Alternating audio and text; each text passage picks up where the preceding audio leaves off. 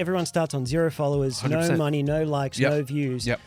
How does someone get confidence when you haven't produced the results yet? Getting yourself out there in the first place is very scary, but you have to realize this is your dream, this is your passion, not someone else's. Yep. Look at your camera confidence, look at your setup, look at your layout, look at your storytelling, look at all of that.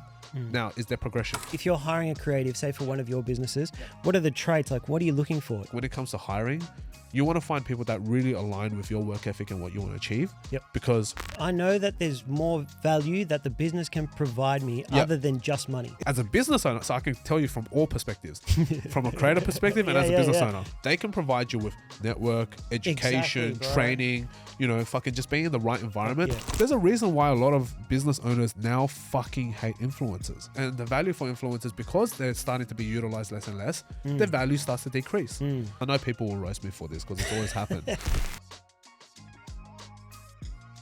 On today's episode of the Kickin' It Pod, we have Alan Fu. I have been very excited to get Alan on for a while now because I've gotten a ton of value just from following his social pages.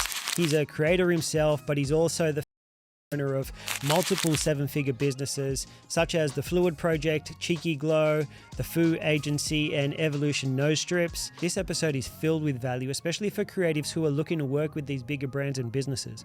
Alan not only understands the creator landscape, but he also brings a perspective from a business owner's point of view, which I think is really important for creatives who are trying to break into this industry. We also talk about understanding what your actual worth is in the market as a creative, especially when you're working with these bigger brands and businesses, as well as ways to scale and grow your business, especially if you're a freelance creative who's found yourself in a position where you have grown and become full-time. I personally got a lot out of this conversation. I've been following Alan for a long time, and it was a privilege to be able to sit down with him and ask these questions. He really brought a lot of value to me and what I'm doing as a creative, and I really hope you guys are able to get just as much value as I did. So I'm really excited to share this episode with Alan Fu. Yeah, I've been a guest on a few, which is great. Yep. So see how we go, I love it. It's fun. It is definitely fun. It's always fun chatting. Yes. I see the value in it, man. Yeah. It's new to me, dude. So that's the thing is, I was looking at, I'd been following you, turned up. I still remember you turned up on my TikTok. Oh, yeah. Years ago. Yeah. And I don't know if I liked it or saved it or some shit. Yeah. But for like a month, bro, you were popping up. You just popped up all the time. Yeah. And I was like, fuck, who is this guy? Yeah.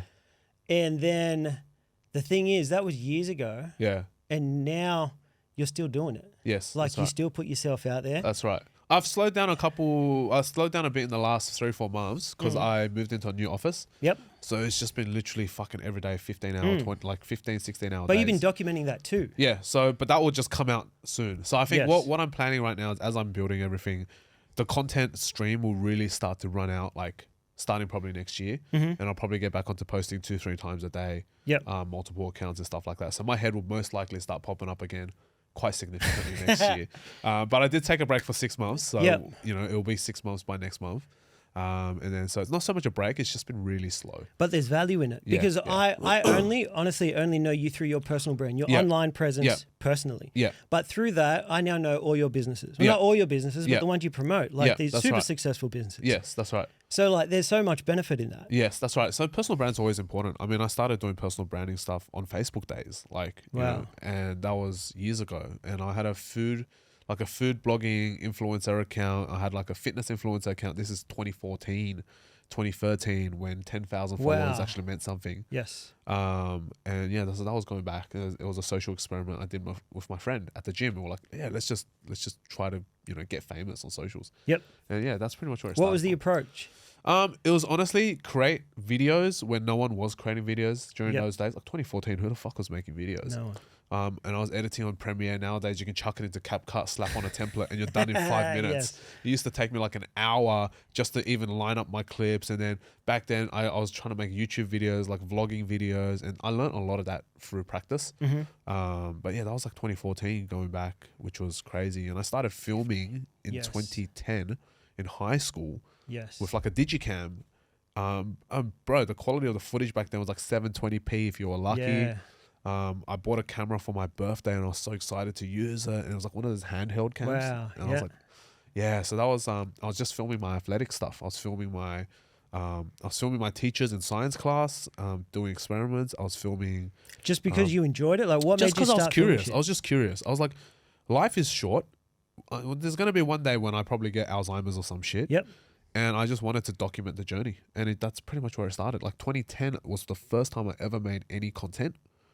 Yep. And it wasn't even about myself. It was literally me documenting my training for athletics to check my form. Then I did it as a coach to check my like team's form.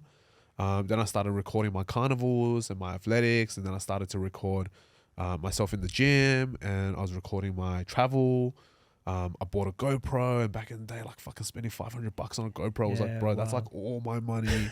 You know, and I started to learn about this, and then I started going to eBay, buying all these little accessories, and then you start to learn this process.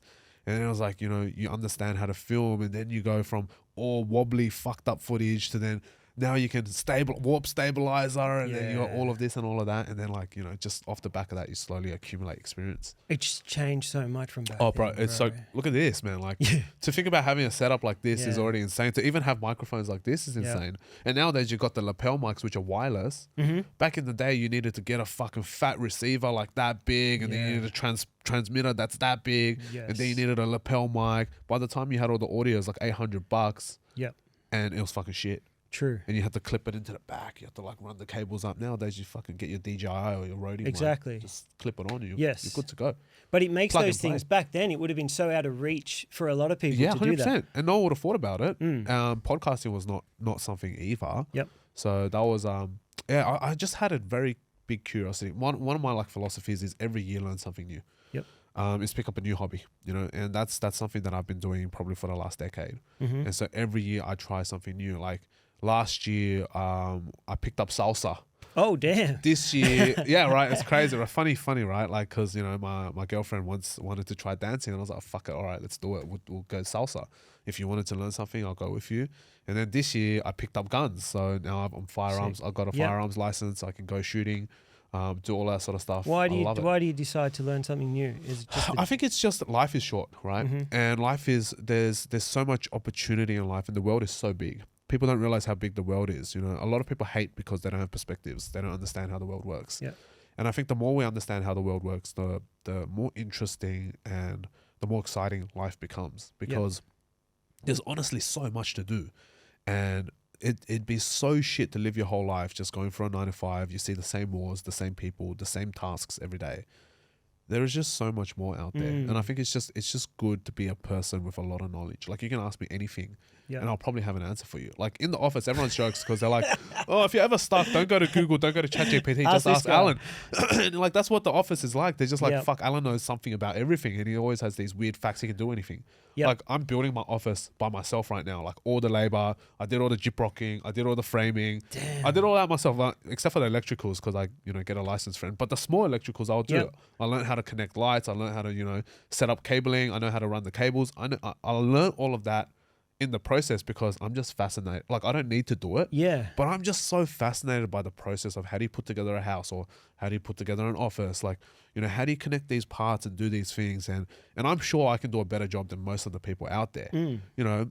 So I was like, fuck, if they can do it, why can't I? And that's kind of the philosophy that I have. That's wild, bro. Because I don't think, like, I'm renovating a photography studio right now. Yeah, like I'm just paying a guy to do it. Yeah, yeah. And he's asking me questions that I would have never. Yesterday he rings me and he goes, "Where do you want the PowerPoints?" I'm like, I never thought of that. Yeah, exactly. Like I look around the room, I'm like, these are PowerPoints like over here and there. And same thing, I'm always considering, I'm like, I'm putting rooftop lights, I've got backdrops, I've got light up artwork that I've ordered, I've got like custom artworks that have lights running through them. How am I going to wire it? And I'm like, how do I run it through different materials, etc.? Like, I'm thinking about that. Yep. And that for me is exciting because I think it's just fun. It's like, it's something that's very different to what I normally do. Yeah. But what is exciting about that is, hey, this is something new. And if you have a stronger understanding of the world, I think more opportunities open up to you. You're absolutely right. And you can just do a lot more without needing to wait or rely on people. I don't like relying on people. Yeah, that's me too, man. It kills my life. Yes. That's been my... You talk a lot about work ethic. Yeah. Right? Like working hard. Yeah. I feel like I've gotten to where I am based on just that. Yeah. Nothing else. Absolutely. And I feel like you can get to a certain place by just working hard. Yeah. It's hard because I believe that strongly. Yeah.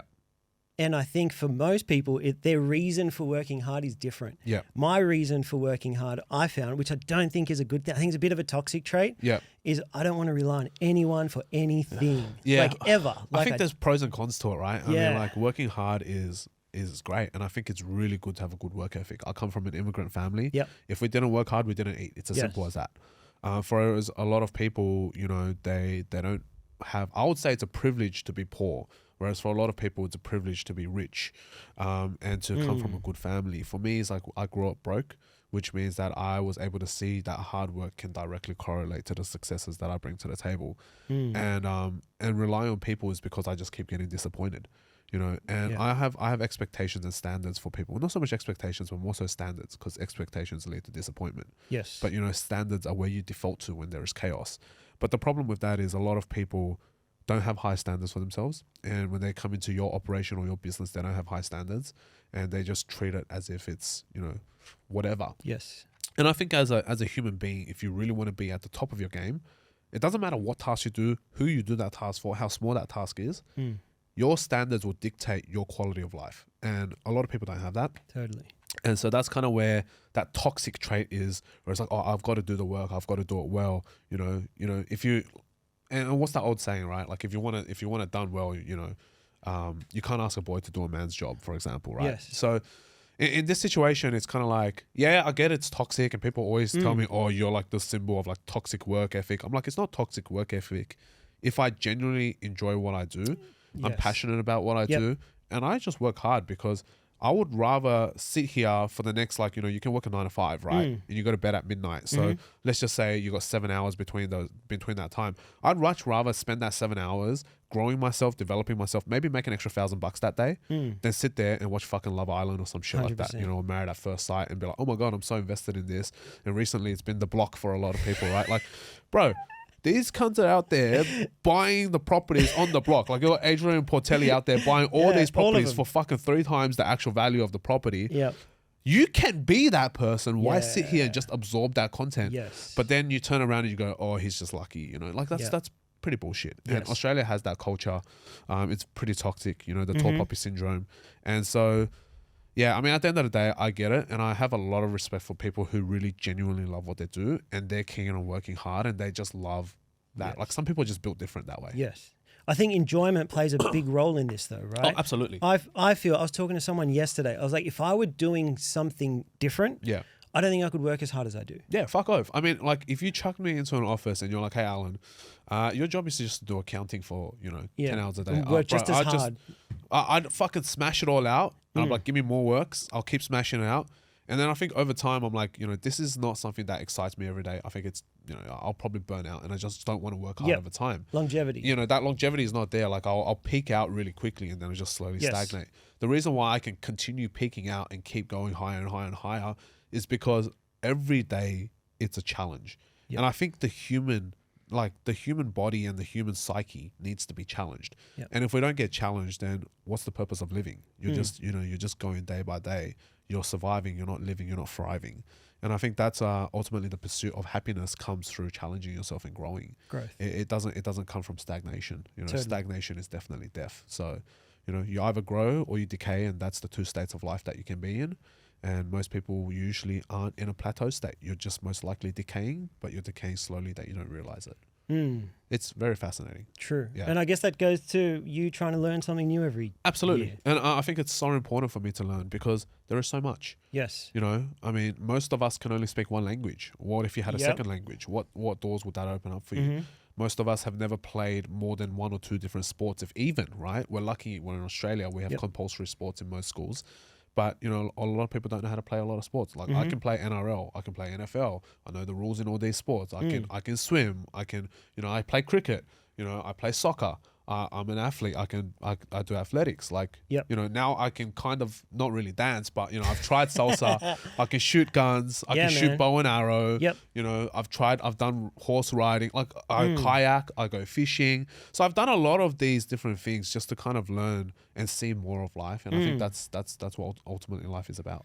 And you can do all these things. And while still doing what you're doing. Absolutely. While still building all these businesses. Absolutely. Like people can do it. They just waste so much time doing. Well, yeah, we all have shit 24 that hours, doesn't- right? yeah. So, I mean, it's up to you how you want to choose to spend your day. But, Mm-hmm. you know, ultimately, it's up to us how we want to live this life. We Yep. only have one life. Totally. And the last thing I want to do is be on my deathbed and I'll go, fuck. Wish I did that. I wonder what skydiving would have been like, you know? Well, fuck it, bro. Just go jump out of a plane. Yeah, you know, man. just do it. Yeah, you know? nothing's stopping you. Yeah, 100%. That's cool, man. I'm learning a lot in terms of like where I'm at in Yeah. my career. Yeah. And I agree with everything you say, man. And I think what I'm trying to learn, or what's come to me recently, is that I got to a certain place, Yeah. maybe for 3 years, working hard. Yeah. And then about 2 years ago, I feel like I reached a point where I felt working hard has a ceiling. When Yeah. you're by yourself, when I you're agree. like, I don't want to rely on anyone. I can do everything by myself. I realized, man, there's only 7 days in a week. There's Yeah. only so many hours. There's only so much I can do in a week. And I'm Absolutely. like, I've reached and I've gotten, not that I've reached a peak, but it felt like a ceiling. I was just replacing shit. Yeah. And then it came to a point, there were two things. Either I need to start figuring out a way to rely on people, Yep. right? Which Yep. is hard for me to do. Yep. Very hard. And also just figuring out where to focus my energy. Because you can work really hard on things that don't, like on the wrong Correct. thing. Correct. And you could be working hard all week. Someone else could be working just as hard or not as hard. Yep. But they're working on the right things. Yep. Right? Yeah.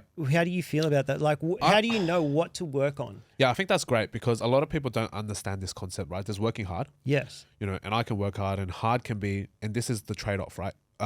I'll try to help people visualize it. So when you work hard, it can be a trade-off, for example, of 1-to-1. You put in one component or one unit of energy, you get 1 unit of return. Yeah. Now, the smart people out there, and that's where the working smart component comes in, is you put in 1 unit of energy, you get 10,000 units of return. That's what the rich people do. And Yes. that's how the rich get richer and the poor get poorer, right? Yep.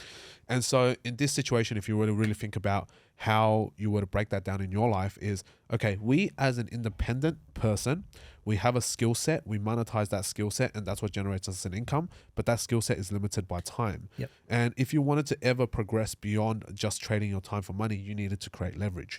The only way to create leverage is through systems and people. So you either build your systems, which you can spend 6 months, 12 months, 18 months, or even 3 months to do. You go build your system, which can be duplicated, and then you have the right team of people. The problem is people will never be 100% of you. But if you can get someone that's 70, 80, 90% of you, that's good enough. And that's where the word team comes in. Together, everyone achieves more. So you can't achieve more by yourself because you're limited by time.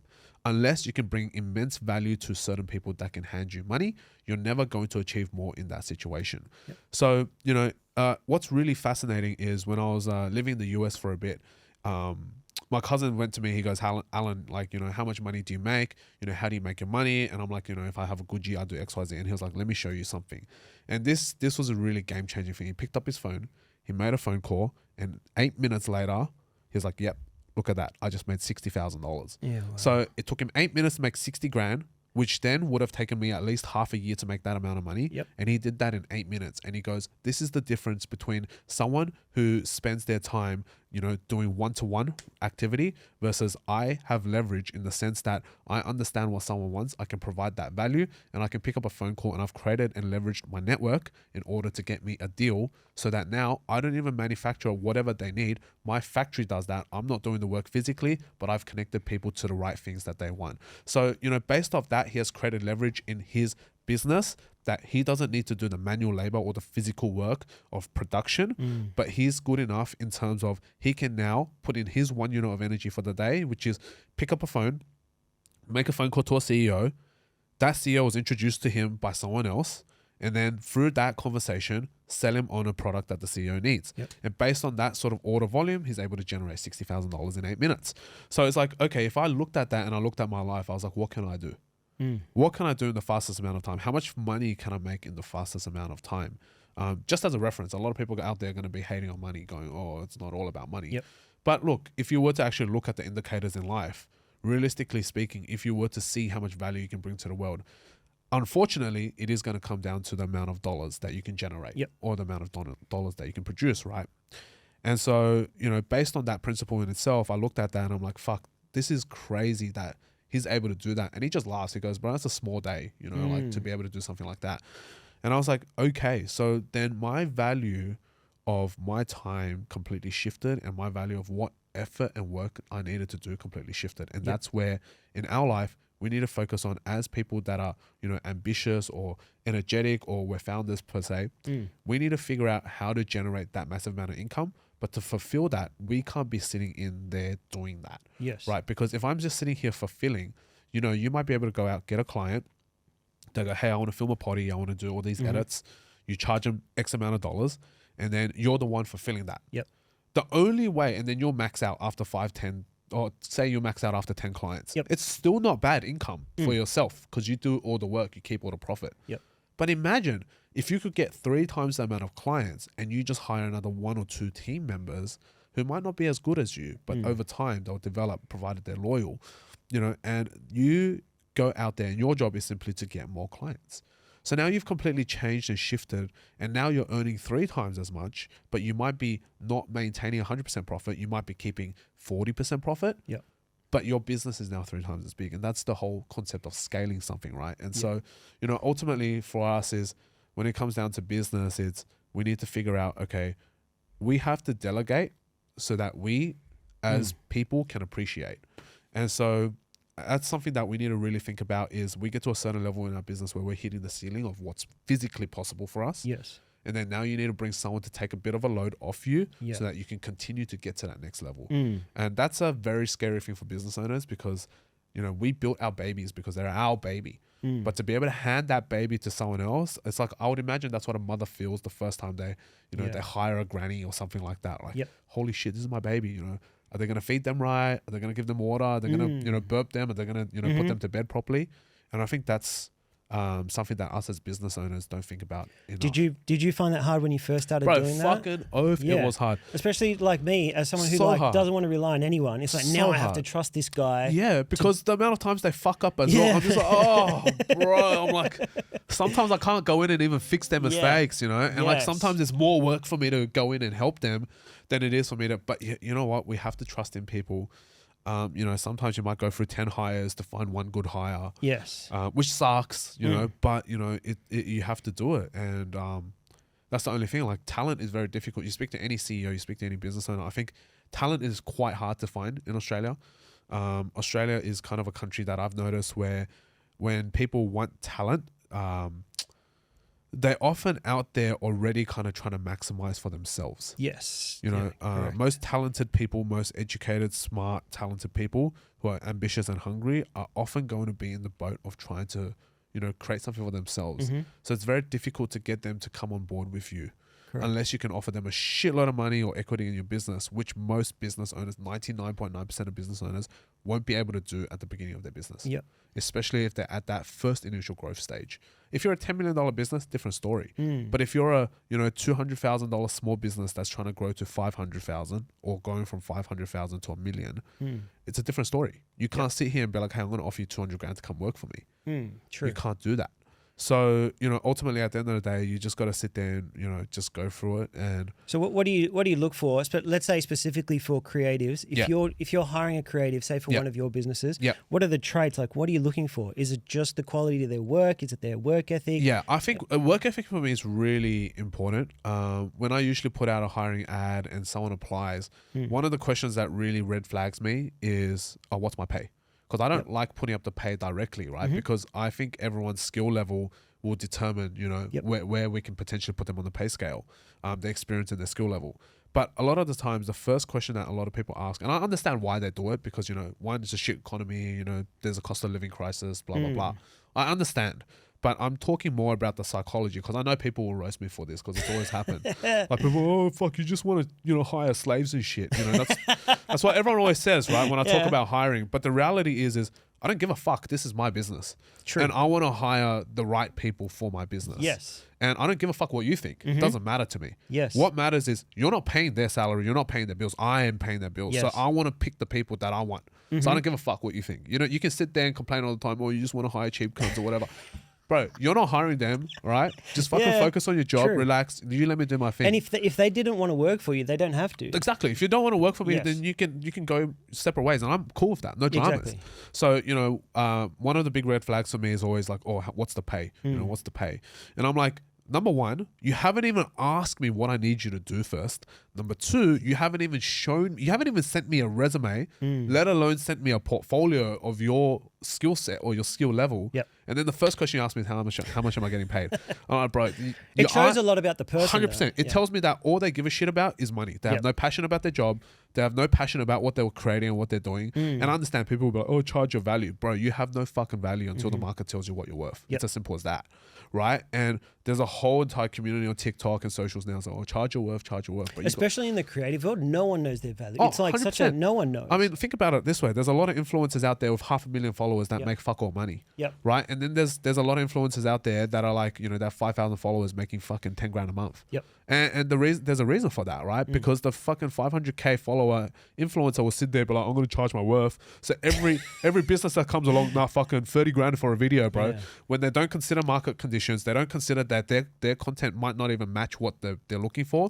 Their content probably doesn't even generate results or sales. So then how can you justify $30,000 to a business when what is your worth? How did you come up with that number? Because when we hire employees, it's usually a ratio of 1 to 3 or 1 to 5. It's between that scale, depending on their skill set. Do you think it's because it's so new? People just don't know what to charge and they're just like... Bro, it's all ego. I have a lot of friends that are influencers. I have a lot of friends that, you know, they feel like they're worth a lot. And, you know, they'll sit there and they'll be like, yeah, well, they've got to pay me for my time. I'm like, let's be fucking honest. When you make a TikTok, doesn't matter how curated you are, you're probably going to spend 2 hours on this fucking project, right? Don't fuck around. Don't bullshit me because I know what it's going to be like. You're probably, some of them, you don't even spend 2 hours on creating that content. So you're telling me, you know, you're a 19-year-old with 500,000 followers with fucking dog shit engagement. You got like less than 1% engagement and you're creating prank videos, for example, which doesn't really sell a product, right? No one's following you because of your advice. They're following you because you're an entertainer. So you can't sit here then and have a company come through and be like, if they don't pay me 30K for a fucking video, I'm not going to do it. Whereas if you just went, I have 500,000 followers, what's your budget? And they go, yeah, my budget's 5K. And you go, yeah, normally I charge 30, but you're giving me 5. I've never actually worked with a brand like this and I would like to collaborate with a brand like this in the future. You know what? Fuck it. I'll do it for 5. Track my metrics, take responsibility for my actual results and go, hey, I generated 1 million views in it. How many sales did that get you? And they're like, oh, it actually generated us $20,000 in sales. So that is now worth it for that business to work with you long term because you took a gamble on that business too.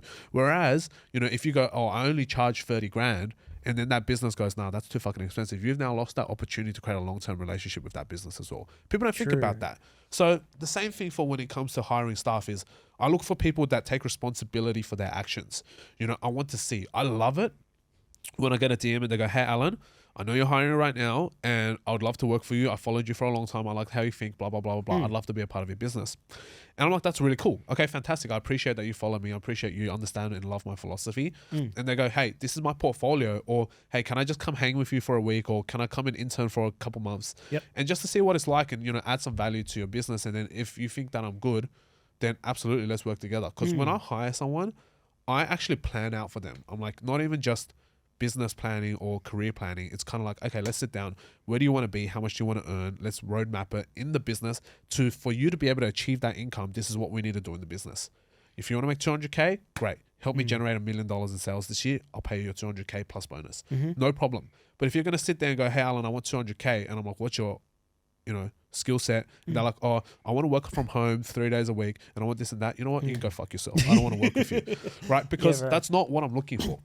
Because ultimately I'm trying to build a team of weapons and I want to be able to create a conglomerate of businesses, which is quite ambitious, obviously.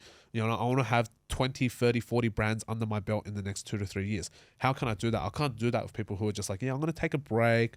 Yeah, sometimes I don't want to work, you know, like you got to pay me more all the time. I'm like, I have no problems paying you, provided you're willing to go ahead and actually generate the results. Don't just come here because money doesn't fucking fall from the sky. Money comes through sales. Money comes through moving a product into a person's hand or a service into a person's hand. And if we're not doing that, how the fuck can we justify paying you more? I always have no problem with my staff when they go, hey, I want more money. You want more money? Generate more results. Bring more value. Bring more value. It's as simple as that, right? And so that's kind of the way I work. And I love that. I love staff that are really, they take responsibility for their actions. And I've always done that in my career, in my life. And I always tell people, I'm like, I don't give a fuck what base you pay me. I'm here to generate results for the business. And I know it's not aligned with everyone, and that's completely okay. And a lot of people, they just want the hourly rate, which is great. Good for you. Yep. But I want people who are genuinely, excited to actually bring results to themselves and bring results to, they take You're pride right. And in that's their when job. you know you have the right people, though. Because I see when I was just starting out, if I was to work for a business, I know that there's more value that the business can provide me other than just money. Especially if you're at the beginning stages of your life. Exactly, man. If you're out of a scale of 100, you're at 15 or you're at like 20, even if you're at 40 man. and you're going to work for a business where there's absolutely repeated success and there's proof, there's credibility there. They can provide you with network, education, training, fucking just being in the right environment. Yeah. If you were to go and pay a mentor for that, you're paying more than your salary to even get that. So, to be in an environment like that, people just don't see that. I think a lot of the times they don't because they only see that number. Like how much are you paying me? Correct. When you're in there, being in that environment, seeing their succul business, how are these guys doing this shit? Literally, like if I'm taking you around with me to meetings, you're meeting my friends that are, that are billionaires, or you're meeting my friends that are, multimillionaires, or they're CEOs, or they're executives, or they're high-ranking, even employees. You're meeting my friends. We're talking. You're part of the conversation. You're learning. Yes. If you were to go out there and pay for any mentor, right? If anyone has had mentors before, you go out there, pay for mentors, $1,000 a month, $2,000 a month, $5,000 a month. Yep.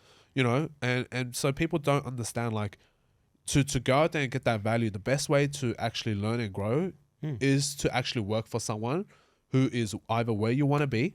And I've always had that philosophy. If I wanted to be super successful, I'd always do my best to be able to offer. Like, for example, if Elon Musk was out there and I really wanted to learn how Elon Musk thinks and I was able to provide value to him, I'll go work for him for free. I don't give a fuck, bro. I'll sleep on the floor. I'll work for free. I'll buy you lunch. I'll fucking go to your house. I'll clean your house. I don't give a fuck. Just put me in your proximity. Yep.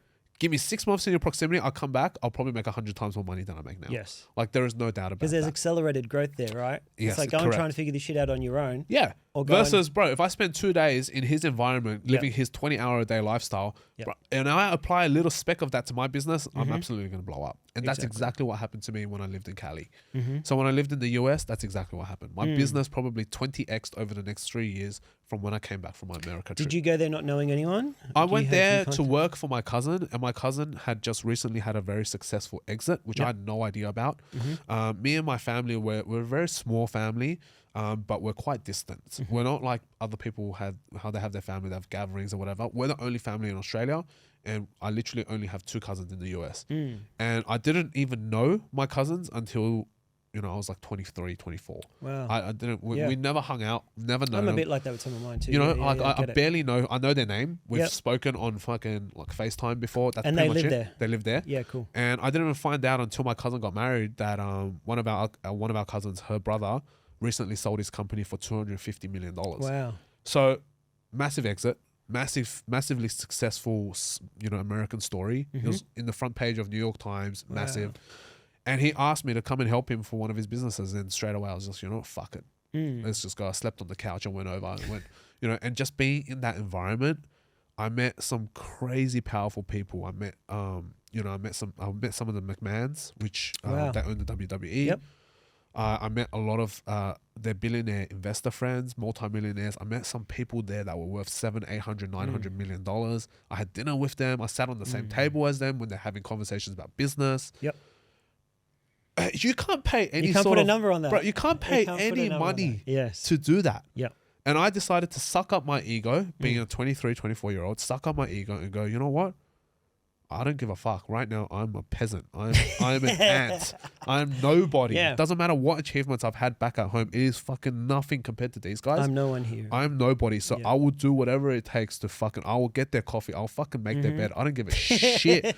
Just put me in their proximity. And I think a lot of people don't have that drive and hunger, which is okay. Nothing wrong with that. Don't get me wrong. Nothing wrong with that.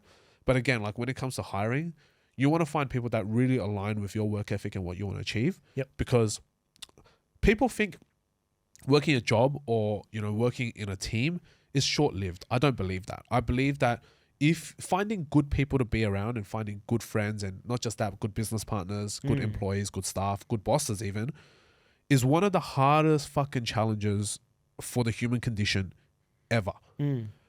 And everyone watching should feel this way in some circumstance. They'll sit there and go, fuck, I just don't know my tribe. I don't really feel, I belong. I don't really feel my friends or people around me kind of vibe with me. And people drift after high school and shit, right? And it's like, you realize now you're mid-20s or your early 30s and you're like, fuck, I have 5 friends. Yep. And like half of these friends I barely see, and half these friends don't even understand what I'm trying to do with my life. Yes. So to be able to find that community and the right people, that is the ultimate goal for human connection that I believe, we should be looking for. And there is no price on that. It's not I want $30 an hour. It's not I want 100K plus super. It's not that. It's about how can you get yourself into that environment and then create a culture and a team, an environment where you're able to then win together and everyone can share in and get certain percentages or certain wins, certain goals, certain bonuses. And I think as long as we're clear about that for me is the ultimate work environment rather than what is set in structure where it's like, I just want the award rate. Yeah. Okay, yeah, cool. If you want the award rate and you just want to do that, that's the most NPC thing we can do, which is, I just want to have the award rate. I want to live my life. And to be honest, if you like that and you enjoy that, if that's what makes you happy, fucking good for you. Yeah. But again, when it comes to hiring and it's our business and it's our child that we're trying to grow, we want to make sure we get the right people. And it's okay to train them. It's just a matter of a lot of things in life can't be taught. Mindset is one of them. They have to get to a point where they want to learn that themselves. Everything in life is teachable except for work ethic. Okay. And then how you think. So that's powerful stuff. That's really good. That's really up to them. Yes. Yeah. And mate, you have the right mindset to make the most of opportunities too, though. Like someone could be in the right environment but not know how to navigate that. Yeah. Like they don't have the confidence. They may feel too introvert or shy. A lot, especially in the creative world. Yeah. That imposter syndrome thing gets thrown around it's insane. all the time. Insane. I can't believe how much it is relevant. Like, absolutely, I don't feel that way. Yeah. I don't get it. Yeah. But I talk to creative, even on this pod, all the time. Yeah. That comes up over and over and over and over again. Don't compare to certain people. I think it's wild that, because I think differently. When I see someone doing better than me, I look at that. I love podcasts because someone I look up to, I can listen to him on a podcast and I realize straight away, he's just a normal guy, just like me. He's just like me. That's right. And if he can do it, then I can too.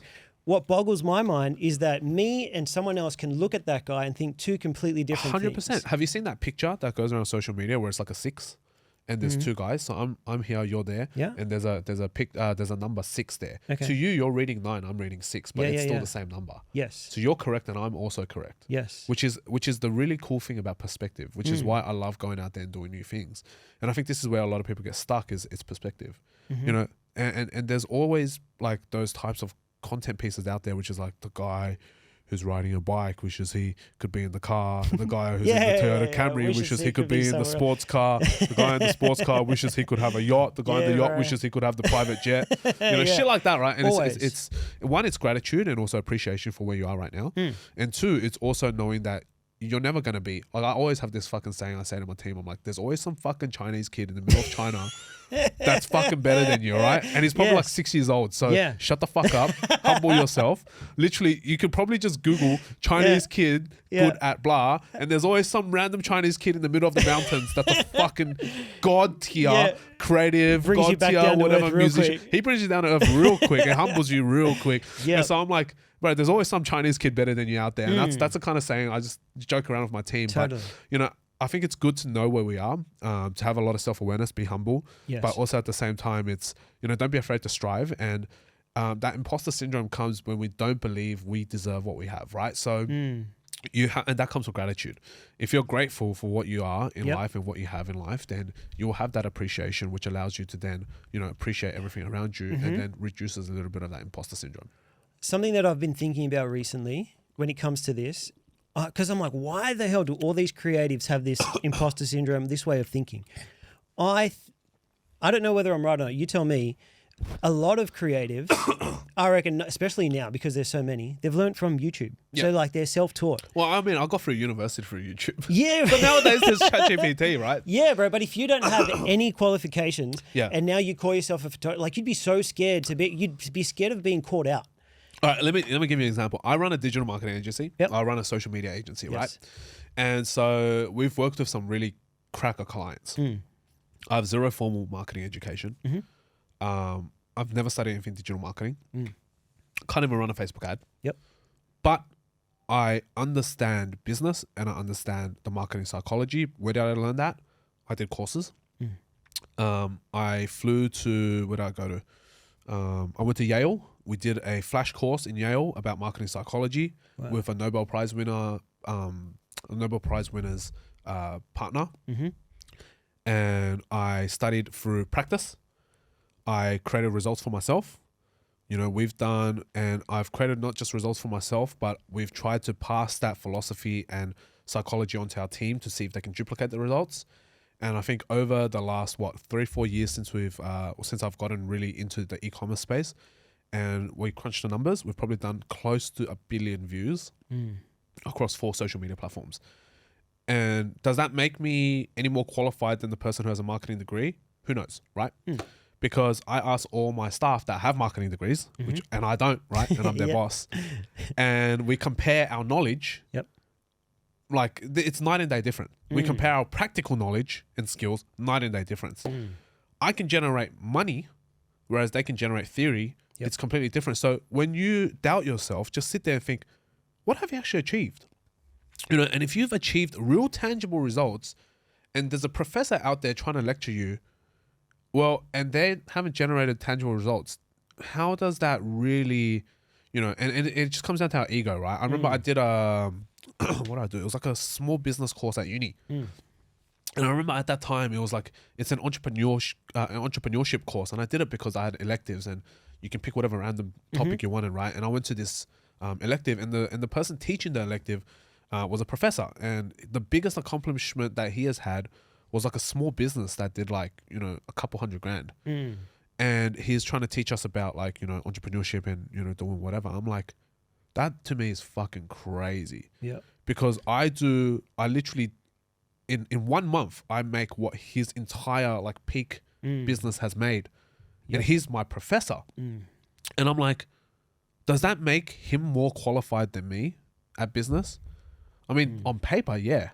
But you got to remember at the same time, and this is like, I don't know if people will dive into the conspiracy side, but the reality is universities are institutions that, you know, that are businesses at the end of the day, you know, and so they've created a structure and a system where people go through and they get accredited for certain things. And that's the ultimate business model, which is education. And you got to remember that they are given this paper based on that institution, whereas a lot of people out here, and this is why these businesses that are like, you know, self-help or e-courses and whatever, they work. Like the Iman Ghazi's out there teaching people how to do that. The Andrew Tates who, and I hope that, you know, you probably should censor it because they'll probably block his name from your potty. True. But you just fucking censor that name. But you guys know, like with Hustlers University, the reason why it makes $20 million a month is because people out there looking for education.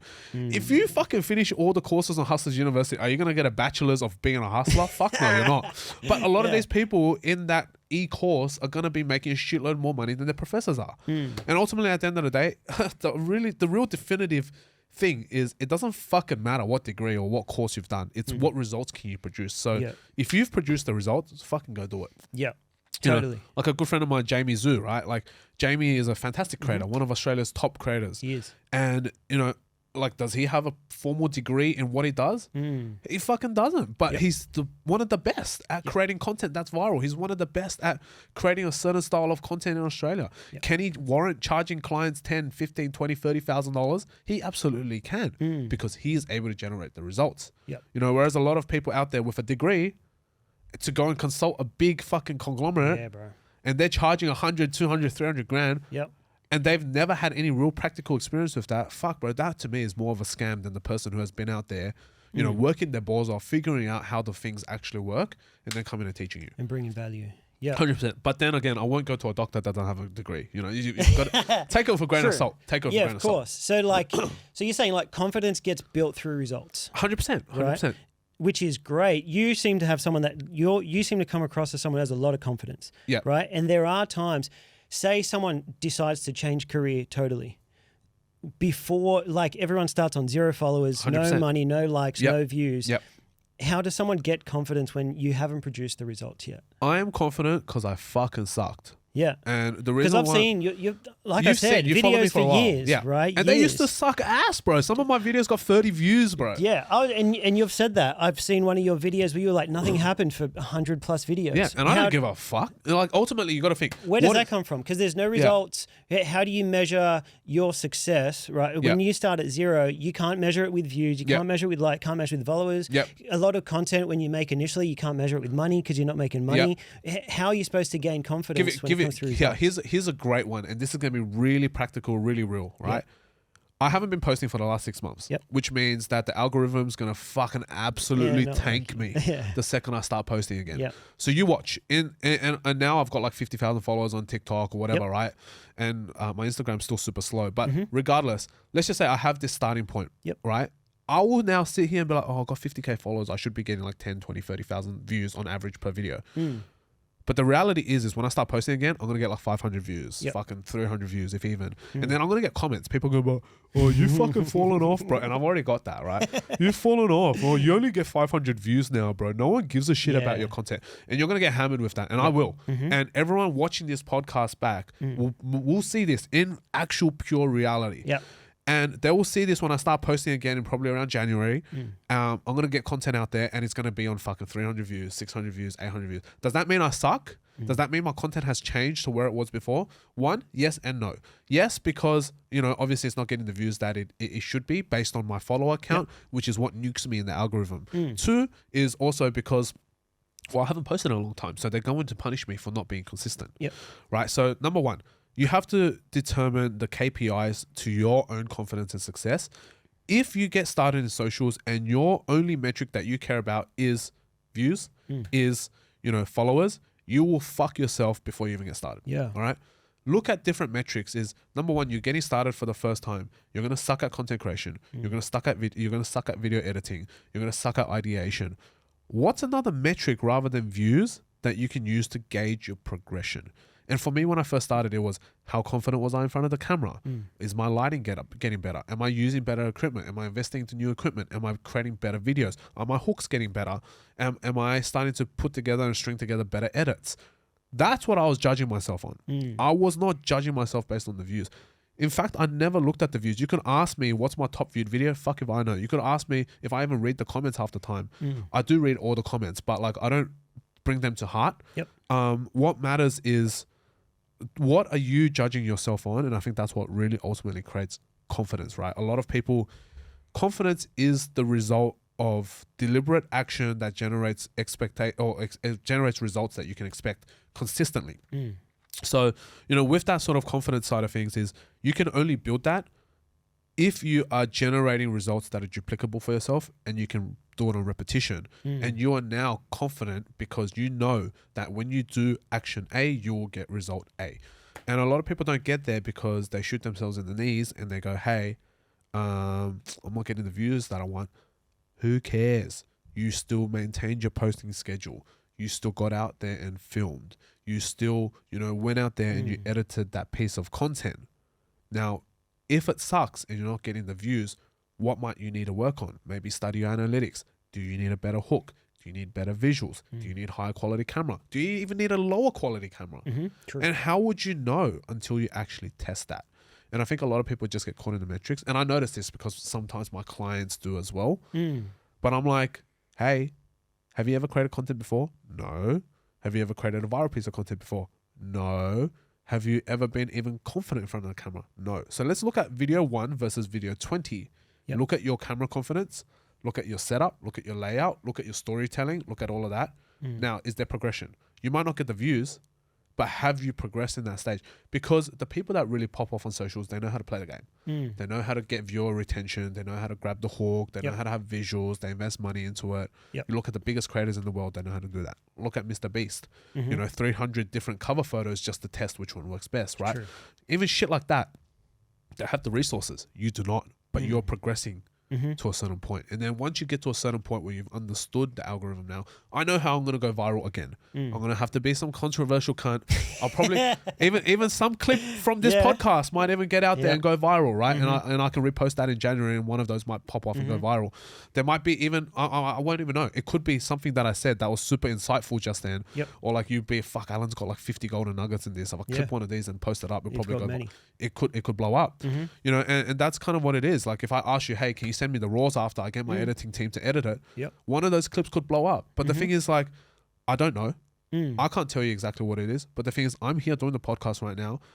I feel like I'm having a good run on the podcast so far. You're doing well. I feel like I'm spitting some fucking fire today. And I'm happy with that. I'm having a great time. I'm enjoying it. I'm having a convo with you. And I feel like I'm providing a lot of value. That for me is my metric. So I don't give a shit. I can get roasted in the comments 1,000 times. Fuck if I care, bro. Ultimately, what it is I'm doing this for myself, not for you. I'm not creating content for my viewers. That's huge, yes. I'm creating content for myself. This is my platform. So fuck me if I'm ever going to sit here and allow someone to dictate what kind of life I should be living. If I should be sitting here allowing someone to go and quit my dreams because someone dropped a comment going, oh, you got 500 views, no one gives a fuck. Bro, I don't give a shit. My business is still making me thousands of dollars a day. Exactly. Your comment is not going to make me broker or richer. But that stops so many people. The fear of that comment of someone that they've never even met. Yeah, bro. Fuck that. Like, it really does. Like, it's a big they're not paying your bills. Are they paying your bills? Exactly. You know, even if it was my own mum, I don't give a shit, bro. If my own mum said my podcast sucked, I don't care, bro. I know she won't because, you know, I have very supportive parents. But, you know, ultimately at the end of the day, it shouldn't matter. It shouldn't matter. You are doing what you are pursuing. You're doing what you wanted. It's hard because I feel like you've had this for a long. It's not something you've developed? It's something I feel like I've trained. I was bullied a lot as a kid. Okay. So I theoretically should have real self-confidence issues. Yeah. I was bullied because I was a fat kid. Everyone used to call me names. My nickname in high school was Fat Shit. That was literally my nickname. It was Fatty, Fat Shit, and Fat Fuck. Wow. And that was my name. That was my nickname in high school. So theoretically, if you look at me, you go, oh, fuck, this guy should have low self-confidence. Yeah. You know, but ultimately for me, it's like, I stood there, I remember very clearly one day, this was year 9. At the end of the year, I was like, okay, whoever school gym, I'm going to fuck it. I'm going to just go to the gym myself and start to train. And that's where I got into fitness. But, you know, ultimately for me, it's like, I realized I had a problem. I was fat. They weren't even wrong. You know, they were bullying me, but the fact is I was actually fat. You know, and then so if someone gives me feedback and they go, Alan, you're shit or whatever, you shouldn't talk like that. I'm like, okay, cool.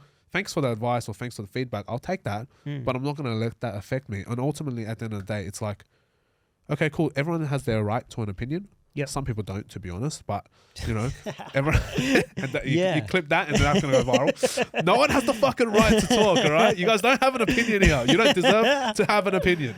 And that shit will go viral now. But ultimately, it's like, as creators, it's very scary. Okay, getting yourself out there in the first place is very scary.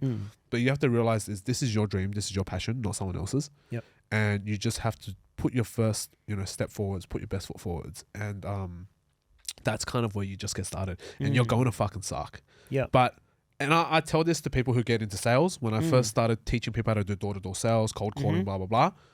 The first 1,000 is practice.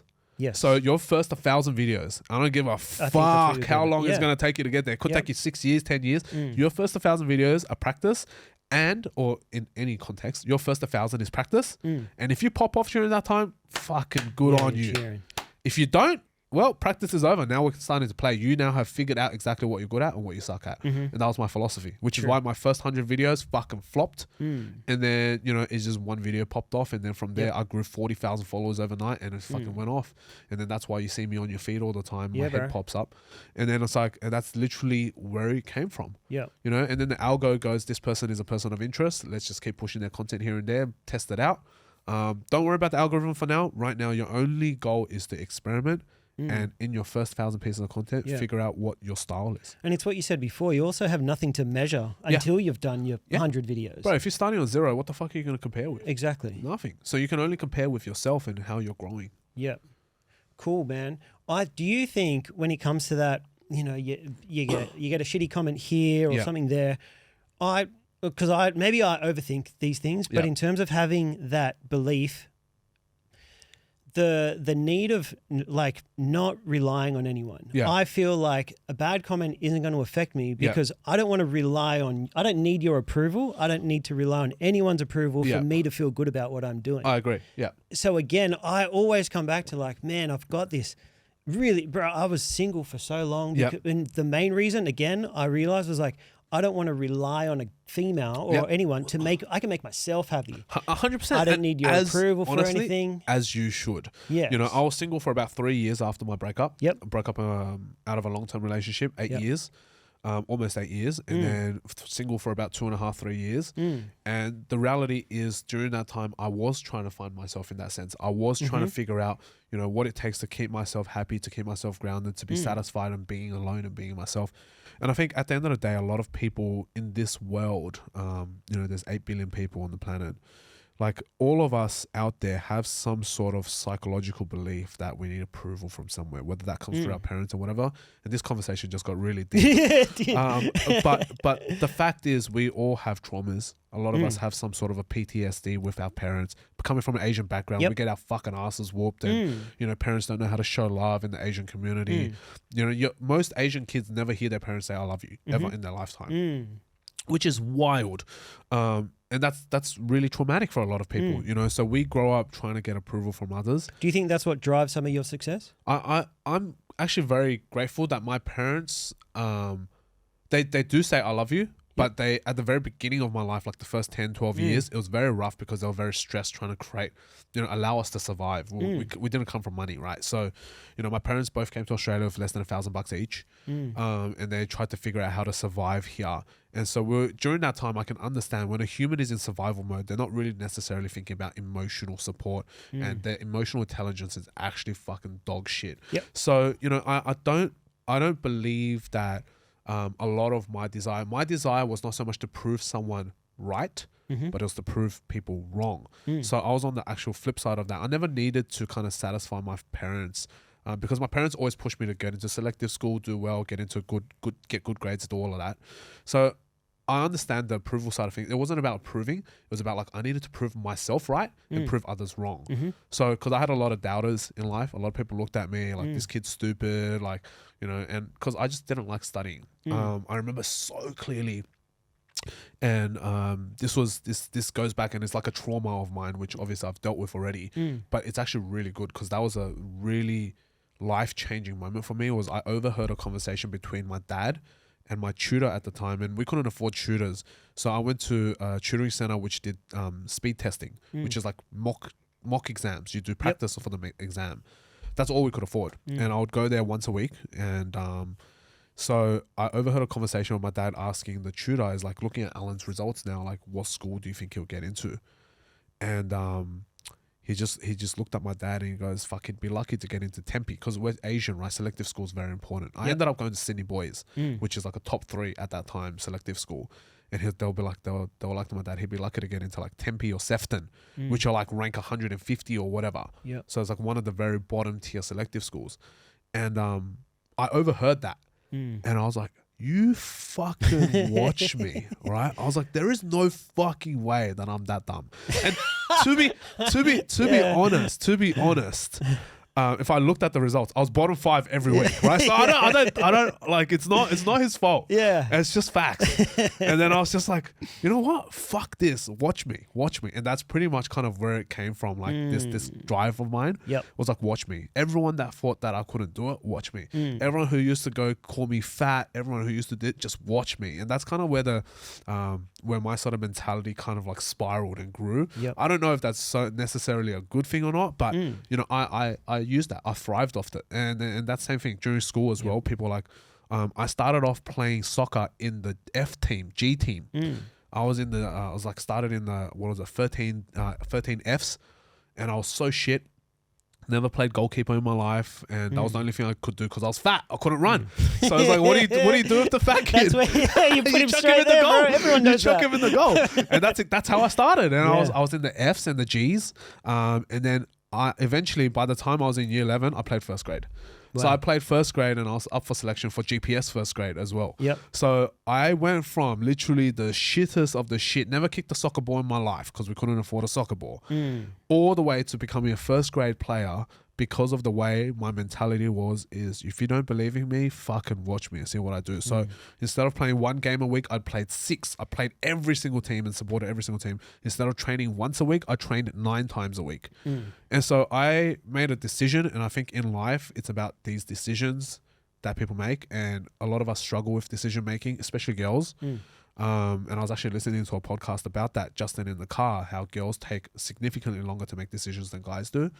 But they make better decisions than guys do in most cases. And so in this situation for me, it's like a lot of us in life, and I see this with a lot of young kids, is they just cannot make a decision. Yes. And not only can they not make a decision, but they'll make a decision, but they have a lack of integrity, so they never carry through with that decision. And then that's what fucks up most people's lives. And I'm telling you right now, if you can fix those 2 things, make a decision, have the integrity to follow through with it. Yes. Don't betray yourself, let alone other people. You will fucking achieve success in ways you never imagine. Because you can also lose confidence in yourself by doing 100%. That. When you're saying you're going to do something and you don't do it. 100 fucking percent. 100 fucking percent. The amount of times that I've had people go, yeah, I'll see you at the top, bro. I'm going to do this. Yeah, I'm going to be rich by next year. Yeah. I'm going to go build this business. I'm going to do X, Y, Z. And then 6 months later, I'm like, hey, bro, how's it going? And they're not doing anything. And I'm like, well, how's your new business? Oh, I kind of stopped. It wasn't making money. You just fucking betrayed yourself, bro. Yep. Every time you betray yourself, your confidence just fucking eats shit every single time. And their habits, though, like a lot of you said that these traits you learned while playing soccer. Yeah. They translate over into the business world, right? So now when you're saying about these guys who are talking about big goals, surely there would have been signs in, whatever, they're going to say they're going to lose 10 kilos or get shredded and they don't. Yeah. That seems insignificant at the time, but those traits carry over to these we bigger were PTs. goals. Yeah. How many times have you heard, oh yeah, I'll start, diet starts tomorrow. All the time. How many times does that actually pull through? But the people that pull through, they make a decision and on the spot, I'm booking 3 sessions with you this week. I'm coming into these classes. I'm doing the boot camp and then I've changed my diet, threw out all the junk. They made the decision. They made they took the action and they got there. And you're absolutely right. In that sense, is a lot of people just need to get out there and actually start and do. And as scary as it is if you betray yourself enough, you're not even going to trust yourself to fucking make good decisions. It's true. So yeah, they're good points. I listen to a ton of podcasts. I don't know if you listen to Danny Miranda. Yep. Big podcaster who doesn't podcast anymore. But a big lesson that I learned from him was exactly what you're saying. But he was like, he started to recognize the length of time between when he had an idea and when he executed on that idea. Yeah. And a lot I think of people, there was a study about that from Stanford or something. Bro, it's wild. It's like success, like all the billionaires, like when they have an idea to execution, it's like seconds. Yes. Whereas most people's like idea to execution is like years. Exactly. And people look at me like I'm crazy sometimes because when I built Fluid Project and I documented the whole thing, people were like... That happened really quickly, yeah, right? people were like, that. What the fuck? Because I had the decision. I was like, I had this idea. I called my mate. I was like, do you want to do this? You have money? It was in like 3 weeks. And then literally next day, signed a lease. Yeah. And then within 7 days, I went in and physically built the place myself and we're open 3 weeks later. Wow. And I was like, what the fuck? Bro, this guy just signed a $150,000 lease over 3 years. Yep. He just went and spent 40 grand on equipment and he fucking built it himself. Didn't even wait for the tradies to come in. He just did it. And then bang, that was it. And I was just fucking did that. And then same thing with Melbourne. Made a decision, found a spot. We went in. We're like, fuck it, let's do it. Yep. And then I drove down. I literally drove my van down full of my tools and shit. I built the shop with my best mate in 3 days. Yeah. And we were open to public because they give us 4 weeks to get ready. I'm like, I'm not going to waste my 4 weeks of free rent. So fuck it. I'm going to build it in 1 week and then I'll get 3 weeks rent free and get profit. And that's what, bang, just did it. Yeah, man. Totally. So it's like that, man. That's what I'm telling any viewer is, bro, if you have an idea, if you have an inkling, fucking just a gut feeling, just do it, man. Like 1 foot forwards is always better than standing there fucking staring, bro. Yeah. And even like the quicker you exit, even if you fail, you've learned quicker. Like rather than knowing 6 months from now that this was a shit idea and you probably shouldn't have done it, you're going to know straight away. Oh, bro, I'm telling you. And you can move on to the next one. Yeah, absolutely. Failure is your best friend, man. Yeah. And a lot of people I'm sure, I know you've got a lot of success, but I'm sure there's probably been times where you've failed. Right. Out of the businesses that I've done well, there's at least 4 that hasn't. Yep. And that's literally the ratio for me right now. I've probably over the last decade, bit over a decade, I've started, I think, 16 or 17 businesses. And yeah, there's over a dozen that you've never heard of. Yep. So there's a reason for why you haven't heard of them. Yep. They haven't achieved the success that I've wanted. And there's businesses that I will start now that will fucking fail. How do you process that? Like when you're in that moment where you realize, man, this one didn't work out. How do you react? Well, to I mean, right now I'm going through that process now, right? Yep. There's businesses that I've started. For example, even Evolution for Yep. the nose strips. It hasn't gone as fast or as rapidly or as aggressive as I wanted to, and that's probably because my sort of attention is a little bit distracted. But I'm 30,000 deep in a business, and it's definitely not reaped me as much as I wanted in returns. And so I can just sit here and go, oh, well, fuck, it's a $30,000 experiment down the drain. Or I can just be like, you know what, maybe if I adjust it, and then also knowing when to call it quits is also very important. But it's more so like you have to bet on yourself. You know, I had a gut feeling. I had a theory. I had a hypothesis. I had everything lined up. I'm going to test it. I had the spare money. Give it a shot. And it's not necessarily always about money, right? It can be anything, whether it's just an idea. Even fucking go and asking the girl that you like out. It's bro, it's just, you can set aside all these hypotheses and theories. Like nothing's ever going to happen until there's action, right? It's just, that's just fact. And you just, the mentality behind it is, cool. Well, at least I backed myself. It didn't go the way I wanted, but fuck it. All right, next one. And that's kind of when I did door-to-door sales, that was the mentality, right? And I rapidly became the youngest and fastest to get promoted in that company. And the reason for that was because it's literally, oh, fuck it, next one, fuck it, next one, fuck it, next one. If you just get that into a cycle in your head, fuck it, move on. That's awesome. You'll be fine. You're not dead at the end of the day. Your game's not finished, you know? You're still going. Because that'll break a lot of people. Like, it's sad, but it does. Because I can imagine someone out there like telling the world about this mad idea they had, and then 6 months down the line, it didn't work out, and people are like, oh, what happened to your fucking idea? Right. And that'll kill people. It'll literally break them. They never do it again. They go work their old job. Oh yeah, fuck and off. you'll never see them again. It happens all the time, and it is quite sad. I've actually seen it a lot of times, but there's also a lot of times in my head where I've had an idea, and I'm like, I didn't do it. And then I find someone who has done my idea, and now they're making $20 million a year. And I'm like, and that's only taken them 4 years. And I'm like, could have been. Fuck. Yeah. I'm like, that's a $20 million idea that I fucking dropped the ball on because I buckled. At the investment of 5K, 10K, whatever. I buckled. And I was like, and sometimes we see here, we think about it like, oh, and a lot of people always have that issue when it comes to businesses. It's like, fuck, I've got to put 10 grand in. And then I'm like, 10 grand? But you have fucking a pair of shoes on that's 2,000. You have a belt that's 1,000. That's true. You're wearing a Rolex. And you're coming to me telling me you're afraid of 10 grand. And then here's the thing, like you got creators, right? They're using a fucking camera setup that's $6,000 if they bought it at retail or more. Right, we know some of our lenses are like 3 grand. Some of the bodies are like fucking 4. Like an A7 IV is like fucking 3.5 grand, 4 grand camera.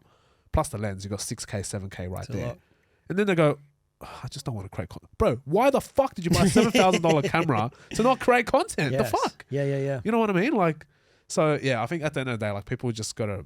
I think we have to respect our money a lot more. We have to respect ourselves a lot more. If you're going to spend money on something, utilize it, actually put it to use, you know, be resourceful. And if you're going to really, you know, create a future for yourself, you have to bet on yourself first. You do. You know, why would you bet on other people? Like people fucking pull out sports bet. You're going to bet on some athlete, but you're not going to bet on yourself. That for me is a fucking shocker, bro. That's crazy, point. Bro. That's fucking crazy to me. We're in Australia, bro. People love the pokies. Yes. People love sports bet. What? And then you're telling me all of a sudden, when it comes to betting on yourself, putting 5 grand on yourself, I don't know about fucking. That's a bit scary, eh? Makes a lot of sense when you put it into perspective like that, right? That's fucked, bro. It's fucked. That's fucked, bro. Like think about Jake Paul versus Mike Tyson, bro. You're willing to put fucking 2 grand on Tyson, who's fucking always going to kick the bucket. And then what? You're going to lose all your money. Like when you bet on someone else, you're going to lose. You go to straight to zero or you make, right? That's all it is. But when you bet on yourself, you got fucking at least experience and growth that comes out of it. That's true. Fuck, man. Give you some perspective there. That just came up in my mind. I was like, what a great analogy, bro. That's fucking crazy. Bro, that was good. Yeah, that's epic. In terms of like these opportunities, I feel for you, because I feel it too. I feel like there's opportunities everywhere. 100%. Like everywhere. And I think a hard thing for me to know what to do is like which opportunities are the ones to take and which do you let go of, because especially in the creative world, right? Because there are things that I'm gonna, just as an example, I could starting the podcast, right? It's like I'm not going to see any return financially, views or anything till you're like 50, 100 videos deep, which is a lot 100%. Of time, a lot of work, finding, like it's a lot of fucking work, bro, for no return. However, there could be another opportunity. Like I could, rather than doing this podcast today, I could go do a shoot, right? And get $600, paid $800 by the weekend. Like yeah. Right? 100%. And it's like, when do you know which opportunities to take, especially when some of them you're not going to see a return for a long time? It's very easy to be like, well, I can just go do this other thing. That's a fucking very, very good question. I don't think I have a simple answer to that. Because as you guys probably have noticed already, the way my brain thinks, bro, it dissects things. Yeah, really, especially really someone like you who has so much going on. Yeah. And that happens to me all the time. There's opportunities that drop on my table all the time. People are like, bro, my friend's like, you want to sell gold? You want to get into this? You want to help me broker this? You want to help me get this deal? You want to get into real estate? You want to invest here? You want to do that? I'm like, fuck, bro, I'm so overwhelmed with decisions. Yes. How to make a choice in what opportunities to pick up? I would break it down into two things. One is what fulfills you financially. Yep. And one that fulfills your soul. Cool. And take a look at what you need right now in your life. If it's a shit month for you, for example, sometimes I'll still have shit months. I might have to pick up a client that I don't want to pick up, or I might have to pick up a job I don't want to pick up. Right. Or I might have to do extra consulting this month or something like that, right? And that's not necessarily the best use of my time because my time, obviously, there's a multiplier to it based on my effort and output. And there are going to be times where I have a good month and I can be like, you know what, the opportunity comes and it's going to fulfill me from a passion point of view. Like this has been a great quarter for me. And, yesterday I actually had a potential client pop up on my doorstep, and it's a Aussie small business, local business. They don't have the best marketing budget that I usually, charge out to. And they don't have, the strongest, but they have an amazing story. They're a great person. I'm like, you know what? I could take this on. Like, I won't make money. Like, to be honest, I probably won't be profitable from it because I have to pay my staff as well. But I can probably spend a bit of time with them to help them grow their business. And I know they'll be absolutely grateful for it. And I think it's just be something it's really fulfilling from a soul point of view, right? It's not going to be a money maker for me. I can make my money elsewhere. But then there are going to be times when it's financially, you sit here and you go, someone wants me to go do a shoot. It's going to be 4 hours of my time. It's going to be $3,000. I can use that money and then I'll chuck it into the stock market or I'll chuck it into my property. And I'm like, okay, let's fucking do that. It'll only cost me 4 hours of my time. I'll fucking do that. So, it really depends, right? And I think there's always value to sitting down and actually thinking. I think a lot of us don't think. We just fucking blank. No, not even do. If you're not thinking and just doing it, that's better than just sitting and fucking blanking. Yeah, true. But I think having that self-awareness, and especially that second 100%. Point of like what's good, because I'm imagining it like a creative could have job opportunities, right? Because when I first started, I wanted to get like retainers. Everything was like, how many days can I work with this person? That's me week? right now with the agency, right? Like with agency, if it's not a retainer, I don't want it. But then I sit here now and I'm like, fuck. But honestly, man, if I look back at how I got started in business, I could not afford a retainer. And sometimes someone just needs either a little bit of consulting. They can't pay my rate either. I charge out at like fucking $800 an hour, for my consulting, so it's like they can't even afford me for a certain period. But if I have extra time and I have extra energy right now, maybe I could just work out something for them, just a one-off, just to help them, give them a kick in the right direction. I'll do it. Like I'll take a little bit of a step back. It won't be as profitable for me, but it will help me fulfill my soul for that period. And I'll enjoy being able to contribute to someone's success. And I'll do it. And I think in the creative world, people need to think about that a lot. Is like I mentioned before, you can have a lot of followers or you can have no followers or whatever it is. Sometimes you might need to take a cut just so that you can either get into that network, get into that circle, or just get that client. I agree. And a lot of people don't do that. No. They'll sit there and just be like, sorry, this is my portfolio. It's 2,000, it's 2,000. And this is my rate. This is my rate. If you're not going to pay 2,000. I agree. Then, sorry, I can't do the deal. But if it's like let's just say fucking Apple came to me. They're like, hey, Alan, you have X amount of followers. What's your rate? And I'm like, oh, my rate is normally 2,000 a video. They go, oh, sorry, my budget's 800. Bro, it's Apple. Fucking Apple, bro. I'm going to take the $800 deal and put Apple on my portfolio. I do not give a fuck about that dollar value. $1,000 is not going to change my life. And for a lot of people, $1,000 will. But if you're a creator, let's be honest, and you're charging out $2,000, $1,000 is not going to change your life.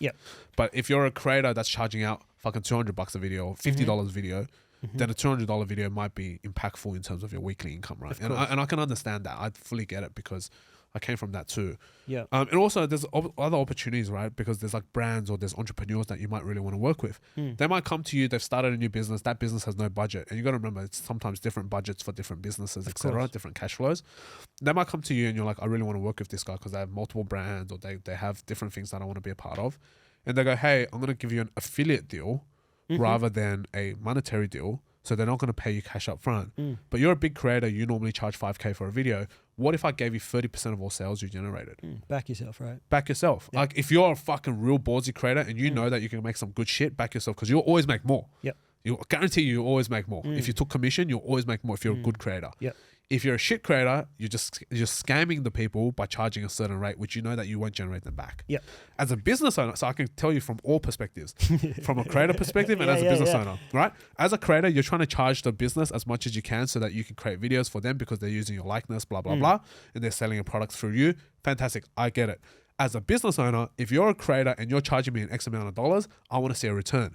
If you're charging me $2,000, I should get at least $6,000 back. And if you're not giving me $6,000 back, then you're not a good fucking creator. Yes. Now, here's the thing. As a creator, you have the choice. You either charge your fee or you go, hey, I'm a fucking good creator. I know how to tell stories. I'm really good. I will take a lower fee. Yep. Give me a commission. Yep. And send me the tracking for the commission 2 weeks later and pay me on that.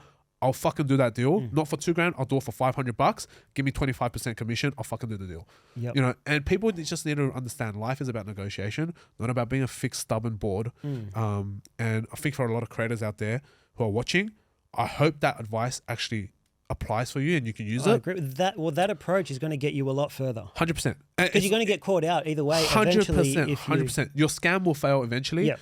And by doing that, you're giving the business owners more merit to not just work with you, but refer to you. Remember, the business community in Australia, here in Sydney, is not very big. There's probably, you know, on the social sphere, the young entrepreneurs, the young business owners that like working with, you know, creators, there's probably, I would say maybe 1,000, 2,000 of us. You're right. And, you know, and word spreads very quickly about who the fucking shit creators are. Yep. Word spreads very quickly about who the scammers are. They've bought followers, they've whatever. You might be able to scam a few times, get a few, you know, get a few $1,000s in your pocket. Yep. But you're not going to last very long. Exactly. If you want to last long as a good creator, you fucking do a good job. And you bring the business money and they'll bring you more money and more deals. And not just deals directly, but referrals.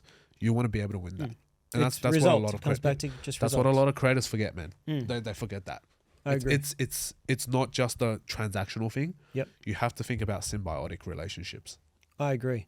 And even outside of the financial, it's like what you were saying in terms of working with Apple. Like a lot of the times you'll have a lot of opportunities come up and deciding between which opportunities to take, it's not always financial. Because I could be like, say I got an opportunity to work with two brands, and one might have been with you. Here's another one as well. Yeah. Hey, think about it right now. Really live situation. iShow Speed is in Sydney right now, right? Yep. And one of the biggest YouTubers. If he called you right now, and you go, oh, fuck, I normally charge $1,000 to film a podcast. Yeah. And he goes, hey, bro, can I swing by the studio? You'd be like, fucking bet. You come right here right now. I'll pick you up. You want me to send a limo? Yeah. You'll fucking pay for him to be here, bro. Alan, we got to cut this, bro. We're cutting. We're out of here. You know what I mean? Yeah. So it's not about the money. Yeah. It's about, oh, fuck, like this is an opportunity. What room can that put you in? A lot of people don't think about that. I can do a deal with some CEO and then he might invite me to an event next time with other CEOs or other creators, and all of a sudden you're collabing with The Rock, or all of a sudden you're collabing with, you know, one of your favorite celebrities because you were in the same room as them and you were given that opportunity because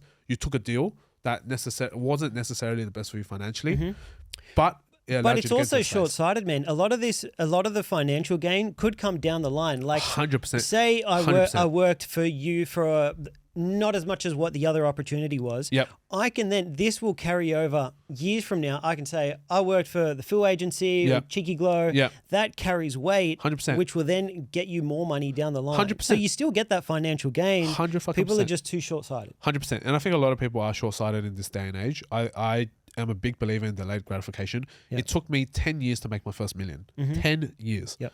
Right? And during that process, for a lot of people that would have given up, 10 fucking years is a very long time. Of course. Yeah, that is a very long time. But in reality is now it's taken 10 years to make my first million, and then I did 4 years, I did 4 more, not in the same business, 4 different businesses that also do $1 million. Yep. So it's like, it took me 10 years to be able to figure out the system for me to repeat it and duplicate it. Yep. And then now it's kind of like, okay, cool. I know the the platform, I know the system, I know what to do, and I just try to rinse and repeat that and try to recreate it. I can still fail. Nothing's going to guarantee success ever. I can still fail, but I know what I'm able to achieve now and what I can And a lot accomplish. of the reasons why you're making these millions 10 years down the track is because of some of the lessons that you learned in year 1, 2, 100%. And 3. And also in year 1, 2, and 3, I tell a lot of my staff, you make more money than me right now over the last 10 years, up until 25. Up until 25, my best year would have been like $60,000, $70,000. And all my friends were already on 150, 200. Yep. And they were fucking laughing at me. They were like, why don't you just go get a job, bro? With your skills, you can easily do 150 or 200. Yep. Then why don't you get a job? Well, you know what? I make 60K for myself. I'm happy. I survive. I do what I need to do. But the amount of accumulation of knowledge and growth that I'm getting and the network that I'm reaching is worth it. I think that, I don't know if you think this way, when you're in that situation where people are saying that and you're 4 or 5 years in, is it just a mentality of like, I just need to stay in the game? I just back myself. I know that. I have this analogy, and it's I'm super Asian nowadays. Everyone knows me for that, right? Everything's like eights. Everything's like good fortune. And the reason for that is because my last name is Fu. And Fu in Chinese means wealth. Okay. And it means luck. Oh, well, then it's meant to be. So it's meant to be, right? So I was like, you know what, fuck it, let's double down on that branding. But regardless, I have another great analogy that I want to share with everyone, which is this is the analogy of the hot pot of success. Okay. So have you ever had hot pot? Chinese hot pot? Okay, great. Love it. Okay, fantastic. So in Chinese hot pot, when you first eat it, the soup's like whatever soup you choose, tomato, spicy, whatever. You put your veggies in, you put your meat in, and you take it out of the soup. It tastes great. Tastes like the soup, you taste the meat, tastes whatever.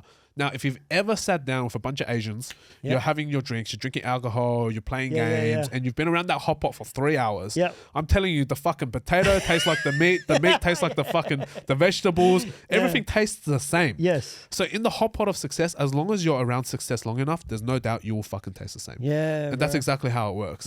So, don't come out. Like, if you're really trying to be successful, the longer you can stay in that community of successful people, the fucking higher your chance is going to be. And I sat down there and I look at my friends and I go, if I quit right now, I'm just going to be a half-cooked motherfucker that's going to come out of the hot pot. I taste like shit, I look like shit, and I'm not going to be worth shit.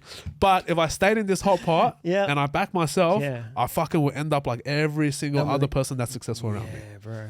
And that was my mentality. That's a great analogy, though. Yeah, and it's fucking great. Yeah, and that's exactly what it was. And then I still don't think of myself as successful now. When my staff ask me, fuck, you've done all of this, you've achieved that. I'm like, to be honest, I actually haven't. I've just gotten myself to the starting line. I tell my staff, watch the things we achieve the next 10 years, just you fucking wait and see. Like, we are just getting to the starting line now. Like, we are now just preparing to run the race. We've just finished a warm up. And that's exactly why I feel now. I have the right resources. I'm pulling together the right team. And I think the next 10 years, I'll probably 10 to 50x my businesses, if not more, because that's just where the scale is going to be. And I hope, I can represent the Asians out there here in Australia as well. But ultimately, like, you're doing a good job.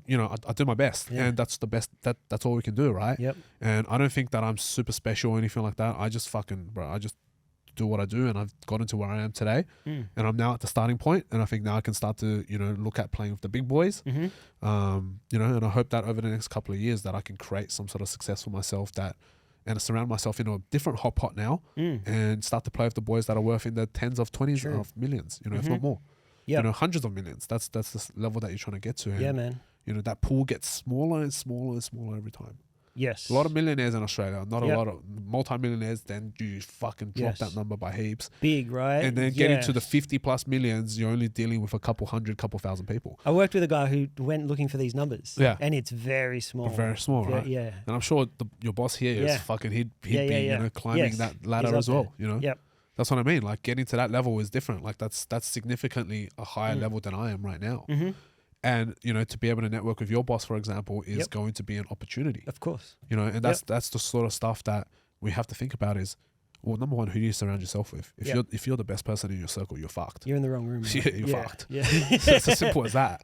So agree. you have to constantly be seeking out how to grow and develop yourself, and don't be afraid. The janitor can give you the same amount of advice as someone that's a multi-billionaire. True. You just have to see it in a different light, and a lot of people don't see that. So respect everyone around you. Totally. Be able to listen and absorb different perspectives, and then utilize what works for you and throw away that doesn't, and then go from there. And as a creator, don't be afraid to back your fucking self. Like, that's a simple. We're chiming on this all the time, but as a creator, it's not always about the fucking money, man. I'm telling you, as this economy swings more towards creators, there's a reason why a lot of business owners now fucking hate influencers. And they do, bro. I'm seeing it. I'm seeing it more and more. Business owners will not work with influencers nowadays. I'm seeing it more and they'd more. much prefer UGC creators, or they just prefer some fucking random nobody off the street. They hate influencers for good reason. Yep. And I just don't think, and the value for influencers, because they're starting to be utilized less and less, their value starts to decrease. So when you say you want to charge your worth is decreasing every day. You're a depreciation. You're a liability now. You're not an asset anymore. So you have to really think, what can keep you as an asset? What can make you an asset class influencer / creator? Yeah. And so as a creator, it goes beyond delivering a piece of content for $1 value. It honestly does, man. Producing results. Yeah. I mean, a good creator is a business at the end of the day. Look at, once again, I refer back to my friend Jamie, right? Because, Jamie's fucking amazing. Like, I love what he's doing. I'm very supportive of him as well. He's a creator, but he's a creator that's surrounded by a team of people that is a business. He is a businessman, not just a creator, a businessman and investor. Yep. But he's also a fucking creator. So, which is a big point. We're close to the end, but you keep bringing up good points. Yeah. I learned this happens a lot in the creative industry, but also in the fitness industry. Yep. A lot of those people find their passion. They find something that they love doing. Yeah. And they sign up to be a PT. Yeah. And they want to be a PT. Yeah. Same as someone who picks up a camera.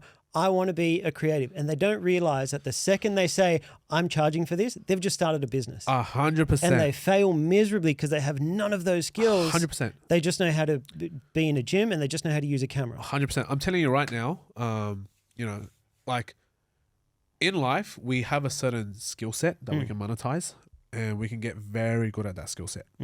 But the second you start charging out for it and it becomes a living, you're now shifting and transitioning into a business owner. Yeah, and a lot of people don't realize and that. people don't realize that, right? And you only have a maximum capacity as a person who is an independent, or we'll call it a sole trader, a contractor. And to transition from contractor to business owner, you're doing the exact same things, but the transition over to becoming a business owner so that your income is not stuck at 100, 150, 200K is a very big switch for a lot of people, right? The majority of skilled workforce in Australia that work for themselves, self-employed, you'll cap out at 250, maybe 250 if you're good. There's going to be a couple of exceptions. Your day traders, whatever, that are making 1 mil, 2 mil, 5 mil, 10 mil a year, which is fucking absolutely the anomaly. They're outliers, Outliers. But, for the average person that's a PT, you're probably, you might be on anywhere between 90 to 150K, depending on what gym you're at and how much you're getting ripped off at the gym, right? Different story. But, different story. But let's just say fitness industry as an example. As a PT, you're on 90 to 150K. You're waking up at 4 a.m. every day and fucking going home at 4 or 5 or even later. Some PTs work 18-hour days. It's fucked. Man. It's bad. And the ones that work 18-hour days are probably on the 200K, but the ones that work the 8-hour days are probably on like 90 or 100, right? And it's completely understandable. You're charging out $60 an hour. You're trading time for money. Yeah. If you want to make more than 200K as a skilled person, if you want to make more than 200K as a contractor, right, or a self-employed individual, you have to see yourself as a business and expand off of that. And you actually have to invest back into the business, quote unquote, yourself. And I think, honestly, there is a lot of merit and a lot of opportunity for a lot of these people that are in these self-employed positions. Because I have a lot of friends that are self-employed, but then they've expanded into business and they've gone from 200 to now $1.5 million in the span of 2 years. How did they do that?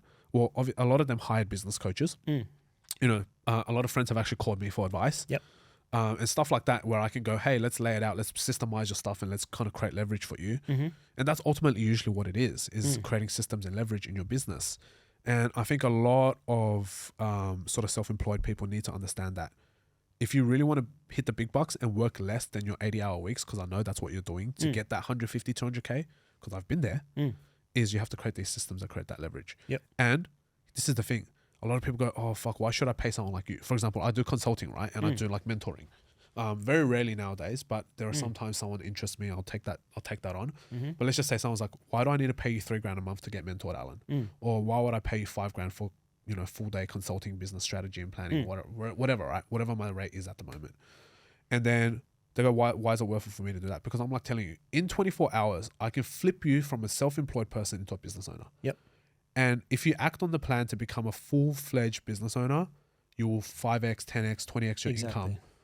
it's not based on whatever fucking random numbers were thrown out there. It's just a literal logical progression of going from self-employed. This isn't even like financial advice or business advice. It's literally transitioning from self-employed to becoming a PTY LTD business that you can actually create income off of, which you get different tax benefits, different tax setups, different, just entirely in your business, you just complete transformation. Of course. And a lot of self-employed people don't do that. But you make a fuckload of money. You're making 150 grand, 200 grand a year. You don't even know what to do with that money. Yes. You probably aren't even investing into stocks or into property or whatever. You're just buying nice clothes and, watches and nice cars. The amount of people that are out there that are self-employed driving AMGs, is insane. But the thing is, like, you could be driving a Ferrari or a Lambo. Why would you drive an AMG, And so I think there is a huge transitory period for a lot of creators out there that they should be doing that too.